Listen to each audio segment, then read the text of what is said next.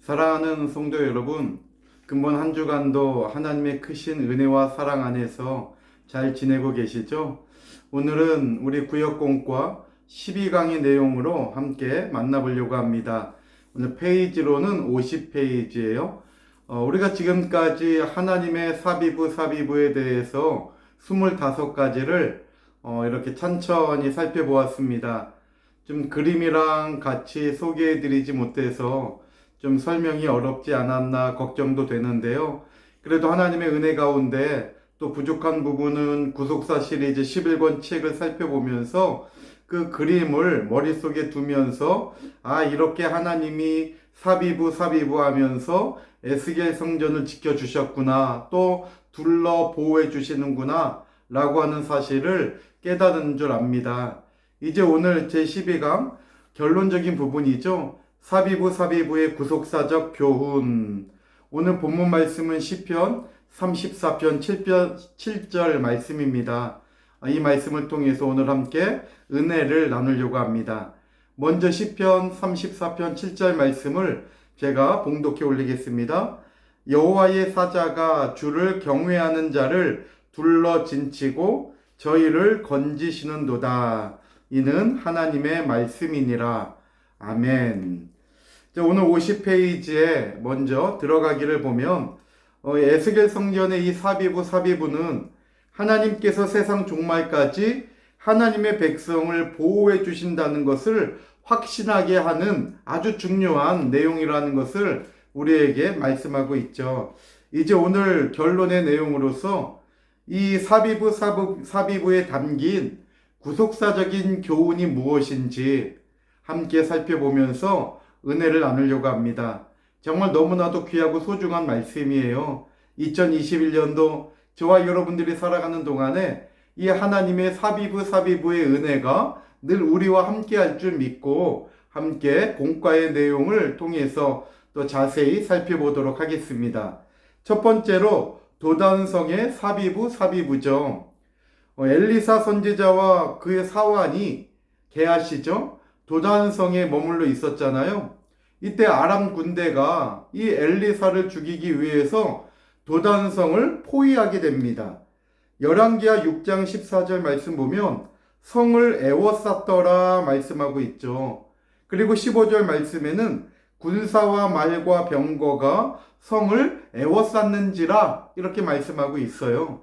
여기 에워싸다라는 단어가 히브리 원문에 보면 사바브라는 동사가 쓰여지고 있어요. 사바브.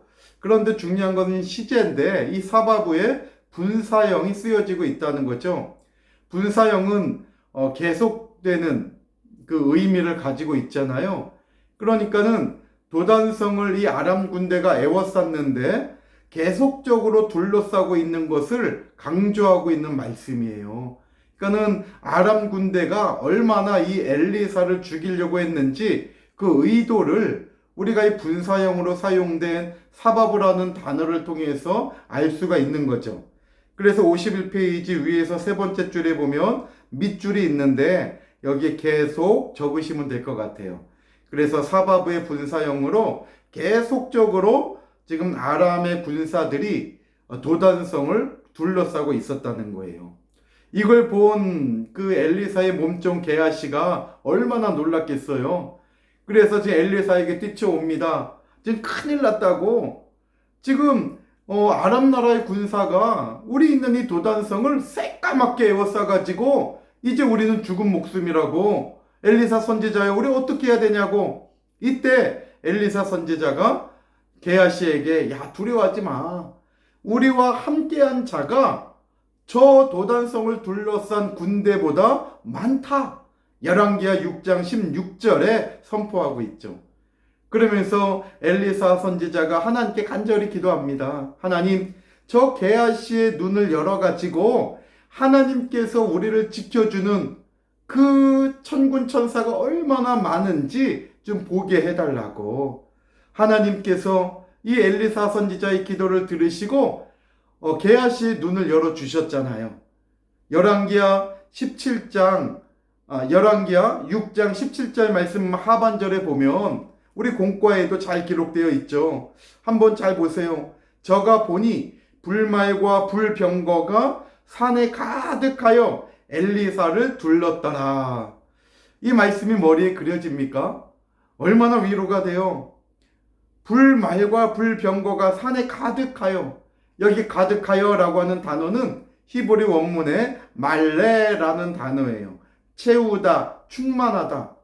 우리가 컵에 물이 가득 찰 때 충만하다 그러잖아요. 반 정도밖에 없으면 충만하다고 얘기하지 않아요.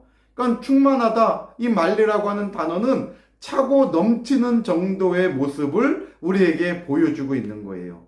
그리고 엘리사를 둘렀더라. 이 둘렀더라라는 단어가 바로 사바부라는 단어죠. 동사예요. 오늘 이것이 바로 우리를 향한 하나님의 은혜예요. 세상 힘은 나를 어떻게 하든지 간에 하나님으로부터 떨어뜨리게 하려고 정말 여러 가지 인간적인 사비부로 나를 힘들게 할지 몰라요. 나를 어렵게 할지 몰라요. 그러나 하나님의 사비부는 인간의 사비보다 더 크다는 것을 믿으시기를 바랍니다.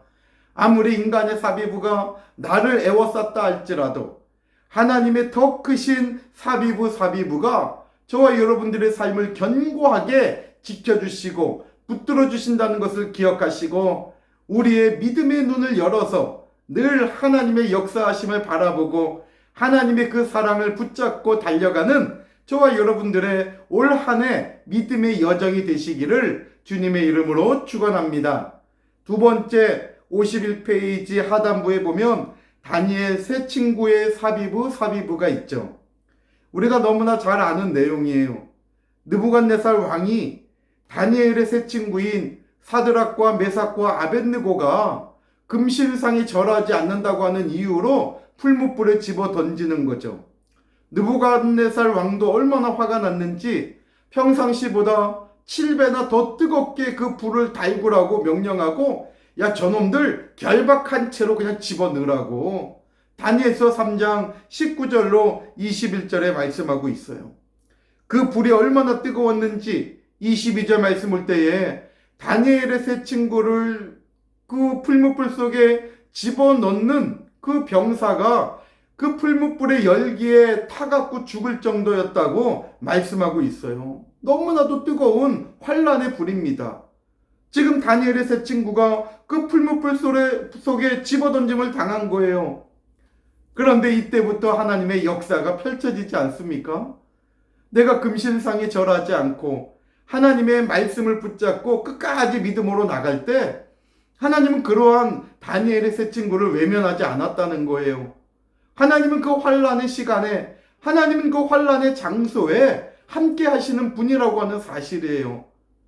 오늘 다니엘서 3장 말씀 볼 때에 분명히 풀무불 속에는 사드락과 메삭과 아벳느고 다니엘의 이 세 친구만을 던졌는데 보니까는 결박은 다 풀어져 버리고 네 사람이 왔다 갔다 하는 거예요. 그 다니엘의 세 친구를 꼼짝 못하게 했던 결박만을 이 풀무불이 태울 수 있었지 다니엘의 세 친구는 건드리지 못한 거예요. 그리고 세 명이 들어갔는데 거기에는 하나님께서 함께해 주심으로 말미암아 네 명이 왔다 갔다 하죠. 다니엘서 3장 25절 말씀 볼 때에 왕이 또 말하여 가로되 내가 보니 결박되지 아니한 네 사람이 분명히 23절 말씀 볼 때에 21절에 그 사환들의 그 병사들에 의해서 결박된 채로 풀무 가운데 떨어졌다고 다니엘서 3장 23절에 말씀하고 있어요. 그런데 25절 말씀 볼 때에는 결박되지 아니한 네 사람이 불 가운데로 다니는데 상하지도 아니하였고 넷째의 모양은 신들의 아들과 같도다. 너무나 놀라운 말씀 아닙니까? 사랑하는 성도 여러분, 정말 이 세상은 저와 여러분들을 환란의 불구덩이 속에 집어 던지려고 해요. 그러나 거기에도 하나님의 사비부의 은혜는 우리와 함께 한다는 것을 믿으시기를 바랍니다. 그리고 이 하나님의 사비부의 은혜는 세상이 이기지 못하는, 감당치 못하는 힘과 능력이 되는 거예요. 다니엘서 3장 26절 말씀 볼 때 마침내 다니엘의 세 친구가 풀무불 가운데에서 나오죠. 참 너무 극적인 말씀이에요. 3장 20절에는 그 풀무불 속에 있었지만은 상하지도 않았다 그랬거든요. 그런데 27절 말씀 보면 그 불이 능히 첫째로 몸을 해하지 못하였고, 다니엘 그 세 친구의 몸을 태우지도 못한 거예요. 두 번째로 머리털도 그슬리지 아니하였고, 어떻게 7배나 더 뜨거운 풀무불 속에 들어갔는데 이 머리털이 하나 그슬리지도 않았다는 거예요. 하나님의 완전하신 보호하심이 아닙니까? 세 번째, 고이빛도 변하지 아니하였고, 옷이 우리가 불에 타면 이렇게 끄을리게 되잖아요. 그런데 옷이 편하지도 않았다는 거예요. 네 번째, 불탄 냄새도 없었더라. 생각해 보세요. 우리가 숯불에 고기를 구울 때 그 고기만 구워도 그 불냄새가 내 손에 배기잖아요. 그런데 7배나 더 뜨거운 풀무불 속에 들어갔다가 나왔는데도 하나님의 사비부의 은혜가 그들을 지켜주시니까 불탄 냄새도 없었다는 거예요. 너무나 놀랍지 않습니까? 이 하나님이 2021년도 저와 여러분들과 함께하는 하나님이에요. 어떠한 환경 속에 있다 할지라도 이 사비부의 은혜가 우리를 붙들어 주신다는 것을 꼭 기억하시기를 바랍니다. 분명히 이 다니엘서 3장에는 히브리 원문에 볼 때 사비부라는 단어는 없어요. 그렇지만은 의미를 볼 때에 다니엘의 세 친구가 풀무불 속에 들어갈 때 분명히 결박된 채로 3명이 들어갔으나 앞서 읽어드린 대로 느부갓네살 왕이 볼 때에 결박되지 않은 4사람이 다녔다 그랬잖아요. 이 하나님의 사비부죠. 사랑하는 성도 여러분, 하나님은 저와 여러분들의 삶 속에 찾아와 주시는 분이에요. 그리고 우리와 함께 하시는 분입니다. 이사야서 63장 9절 말씀 볼 때에 우리가 고난당하는 그 환난 가운데서도 우리를 떠나지 아니하시고 함께 하시는 분이라고 분명히 말씀하고 있잖아요. 그렇기 때문에 하나님을 믿는 저와 여러분들이 정말 행복자인 줄 믿으시기를 바랍니다. 힘들고 어렵다 할지라도 하나님은 저와 여러분들을 버린 순간이 아니에요. 지금 그 자리에 하나님은 함께 하십니다. 사비부의 은혜가 다니엘의 세 친구를 지켜주시고 또 도단성에 있는 엘리사와 그 사원 게하시를 도와주신 것처럼, 보호해 주신 것처럼 하나님의 이 사비부의 은혜는 에스겔 성전에 들어가고자 몸부림치는 저와 여러분들의 삶에 찾아와 주셔서 여전히 우리들의 삶을 둘러 보호하여 주시고 도와주시고 저와 여러분들을 위로해 주신다는 것을 꼭 믿으시고 이 말씀을 통하여 다시 한번 새 힘을 얻어 달려가는 우리 모든 성도님들이 다 되시기를 다시 한번 주님의 이름으로 축원합니다. 마지막 세 번째로 52페이지에 보면 종말의 사비부가 나와 있죠. 종말에도 하나님의 이 사비부의 은혜는 우리 성도들을 지켜주신다는 거예요. 마지막 때 무적행 속에 결박되어 있다가 천년왕국 후에 잠깐 놓인 마귀가 이 땅의 사방 백성 곡과 마곡을 미혹하고 모아서 성도들의 진과 성을 두른다고 요한계시록 20장 8절에 말씀하고 있죠. 나와서 땅의 사방 백성 곧 곡과 마곡을 미혹하고 모아 싸움을 붙이리니 그 수가 바다 모래 같으리라. 어마어마하게 많다는 것을 우리에게 보여주고 있죠. 그런데 하늘에서 불이 내려서 저희를 소멸한다는 거예요. 9절 말씀 볼 때 요한계시록 20장 9절에 저희가 지면에 널리 퍼져 성도들의 진과 사랑하시는 성을 두루매, 바로 이것이 사비부의 두루매, 하늘에서 불이 내려와 저희를 소멸하고 말씀하고 있죠. 아무리 사단마귀 어둠의 역사가 우리 성도들을 인간적인 사비부로 포위해서 절망 가운데 빠뜨리고 좌절하게 하고 무너뜨리려 한다 할지라도 전능하신 하나님께서는 이 인간적인 사비부를 다 패하시고 하나님의 사비부로 지켜주신다는 것을 믿으시기를 바랍니다. 이것이 바로 우리를 향하신 하나님 아버지의 영원한 사랑인 거예요.